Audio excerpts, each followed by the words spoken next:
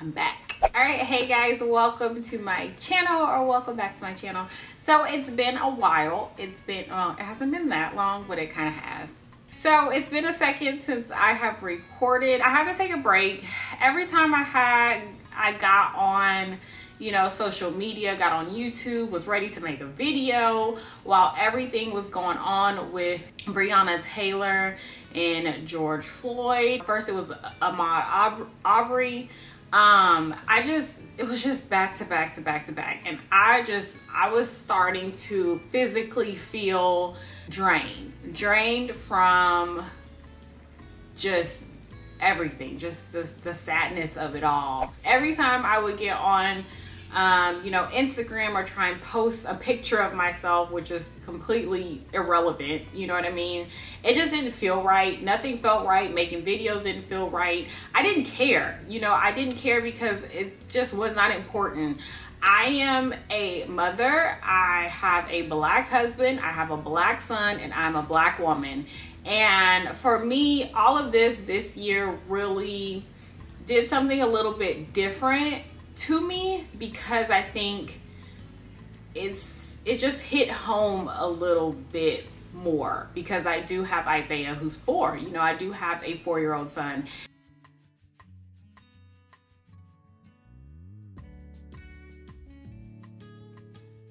I was just feeling like it could be my son. You know what I mean? Like that's how I felt. He's cute now, but he'll become a threat later on for no absolute reason, just because of his skin color. One night I just cried. I was just really sad. That happened to me just one night. I typically I don't really cry a lot, but that night I just felt all the emotions.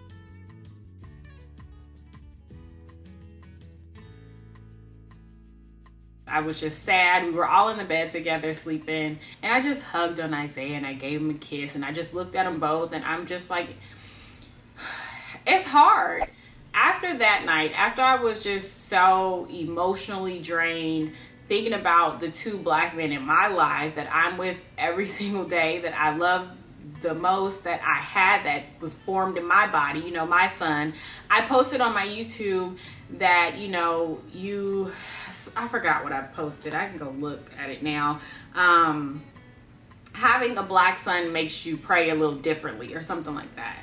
And I had to delete comments, you guys. Like, there are comments up there about that post, but I had to delete so many. And I'm not a person I don't get a lot of hate. I don't get a lot of negativity on my channel. I don't really get any of that stuff. And when I do see it, I take it down, because people only feed off of other people. People who are so negative and think they all big and bad behind a keyboard, they just want to see someone else do it so that they have the courage to do it. You know what I mean? Or they just want to try and ruin someone else's day and all that kind of crap. So I typically don't even leave it up on my channel. I don't have time for it. I don't want to see it. I don't want those who are coming to my channel for something positive to see it.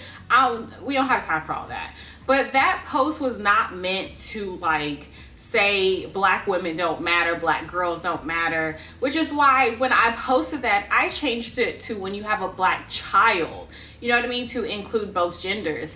And people didn't see it. I don't know. I don't really care at this point. And I just kind of was like, what does it matter? I can't talk about my black daughter that I don't have. I am a black daughter, but I did not create one. I don't have one. You know what I mean? And why is it so wrong for me to talk about my black son, who I created, who was formed in my body, who I am sad this moment about, who I'm praying for at this moment, and I'm sharing him with you guys. I share everything else, you know what I mean? But all of a sudden now it's a problem, or for some people, that I spoke about just him specifically. It's my child. What do you want me to do? I'm gonna be specific about him. You know what I mean? And it just bothered me. That really bothered me. That hit me over the edge. It wasn't that serious, but you know how stuff is already going on in your life, and then one thing happens and you're just effing done. You're completely done. That's how I felt with that post. And I was just like, what is wrong with people? Sometimes I just feel like I get that people are already on edge, people are already very sensitive, but some of you guys just have to learn how to just redirect your energy, redirect, you know, the negativity, the all the emotions that you're feeling. And sometimes you just put it onto someone else. It happens. I do it. I've been there. That's why I try not to snap back on people. I try not to, you know, run off at the mouth. I just try to delete things because I get that people are just emotional. It was just a lot going on. It was just a lot, you know. So yeah. But there are times where I just want to talk about my child. And so that just really sent me over the edge. And I was already feeling just drained with everything. I needed a vacation. I'm not taking one this year. It was just everything just kept piling up. And so I just finished everything that I had to do. And I've actually haven't recorded. I haven't put a wig on, haven't recorded, haven't put any makeup on in about 2 weeks now. It's been like a little over 14 days. And it's felt really good. It just felt really nice. This was actually my first time in a minute, like getting, you know, putting on some makeup and doing my hair and stuff. I kind of just like shut down on Instagram. I posted kind of here and there, but as far as like, you know, my regular posts, hair and all that kind of stuff, I was like, I'm over it. It's not important. I'm not one of those people. I can't fake it. I've actually been trying for days now to like get back in the routine of things and get back to recording and this and that and photos and posting and being active on my social media accounts and, you know, just kind of getting back to normal. And it's been so hard. I've been trying to get back in the routine of things for like a week, and it's taken me a whole extra week to be like, okay, I think today is a better day. And today was a better day for me. So I just think this just hit me a lot harder because I now think of all the Trayvon Martins that were not, you know, on the news.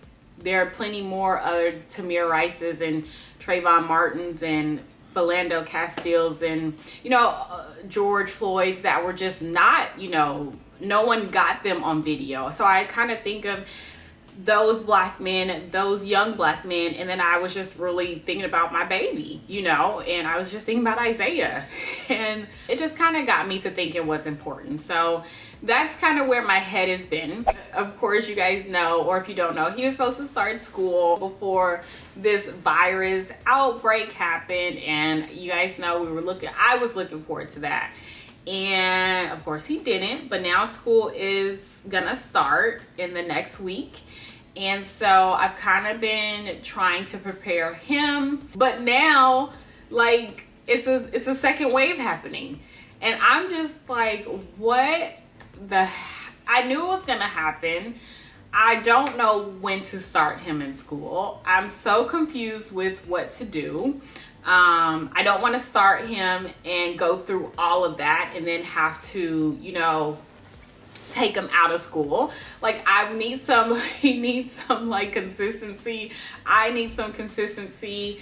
And yeah, I don't know what to do at this point, you guys. So that was another reason why I took a break. Isaiah was like my main reason of why I just took a really good break, because I just wasn't spending that much time with him. And if you guys don't know, my family is my main priority. I love doing YouTube. I love taking pictures. I love doing hair. I love doing this and doing that or whatever. But if my home is not right, if this right here is not right, then I cannot succeed anywhere else. And I just knew that Isaiah just was not getting what he needed as far as attention, as far as, you know, just even like little things like education, just his ABCs, his 1, 2, 3s, his, you know, shapes, and, you know, not even that, like painting and coloring, just time with mommy and daddy and, you know, that kind of thing. I could tell he was really wanting it and seeking it. He just wanted to hang out with us. He wanted to hang out with me and play together and just have some together time, I guess, some one-on-one time. And it really didn't matter what we did. That's what he wanted. And so once I realized that, I was like, oh, he really didn't care. We could just sit here and stare at the wall. As long as we staring at the wall together, he's happy. And so that's another reason why I just took a step back. Okay, y'all, so Isaiah came in and he ruined my whole, I don't even know what I was saying. Anyways, so yeah, so we've been trying to do art stuff at home, school stuff at home. I've been trying to just make it a little bit more school here at home because I did not know when I was gonna send him to school. So I do what I had to do, which is not easy. It's not easy to be the teacher and the mama and the worker mom and the wife. I gotta get me a housekeeper, y'all. I can't do all this. This house is a disaster. Yeah, so this is just me. This is where I'm at. I don't want to make this too long. I just want you guys to know that my mental health was just important, and I don't really want to go too in depth with everything and all that kind of stuff. But I have learned this year that when you need to take a step back, take a step back. Before I took a break, I was just concerned with, you know, like my views are gonna go down. No one's gonna watch me. They're gonna forget about me. Like they're gonna forget about my channel and this and that. And then I was just like, well, if that happens, then it just happens. I couldn't worry about the what ifs. I had to just focus on the right now. And so that's what I decided to do. And I definitely feel much better. I feel not much better, but I feel a little bit better. I don't feel like every time I log into Instagram, I get this major migraine headache, because that's how I was feeling. And that's how I knew it was time to take a serious break. I think I'm okay right there. One thing I do want to point out is I have been so pro spending my money in the Black community. I have purposely been buying stuff I don't even need. Don't need it at all. But if it's Black owned, I'm just gonna purchase something, because why the heck not? I've been doing it at all the other stores for all these years. I can do the same with my Black small business owners. You know what I mean? So if you guys are interested, whether or not you're interested or not, I'm gonna give you guys a video on what I purchased from small Black companies. I just want to show my support. I work hard for my money. We both do. My husband and I both work hard for our money, and I just want to see it to go to people who will support me as well. You know what I mean? So if you have a Black owned business, drop it down below. Let me show you some love. Let me buy something from you. Don't want no discounts. I don't want you to send me nothing for free. I'm just gonna buy from you. So if you have a company, if you know someone who owns a company, just drop it down below so other people can shop. And that's how we're gonna do that. I don't want to make this video super long. I just wanted to ask you guys, how are you doing? How have you been? What has been helping you? How have you been coping? Are you okay? Let's talk. You guys know I love to talk about things. Let's have an open conversation. Let's get it out. I haven't forgotten about Breonna Taylor. I hope you have not either. I'm just throwing that out there. Anyone who's watching this video, I don't care if you're old or new or whatever, let me know how you're doing. Let me know how the kids are doing. Let me know what you're doing to make sure your mental health is where it should be. You know, make sure you're okay. And I am just checking on you guys. You guys check on me all the time, and I'm just checking on y'all. So yeah, thank y'all so much for watching, and I will talk to you next video.